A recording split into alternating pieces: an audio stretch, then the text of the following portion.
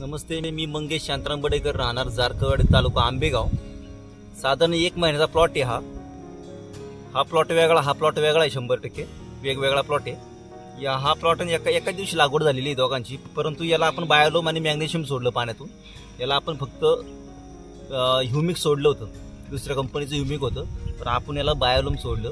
मग मला याचे 100% रिझल्ट जाणवते. याची पात जे ताठरपणा जो दांड्यामध्ये जे बनलाय, तसा हा कांदा दांड्यामध्ये अजिबात सावरलेला नाही किंवा बनलेला नाही. हा कांदा जी बारीक काडी होती त्याच्यामध्ये ती तशीच वाटते ना? हो, तशीच वाटते. लागवड तशीच दिसते काही काही. बरोबर. आणि ह्या बाजूला पहा, याला दिसत नाहीत. बरोबर आहे. हो.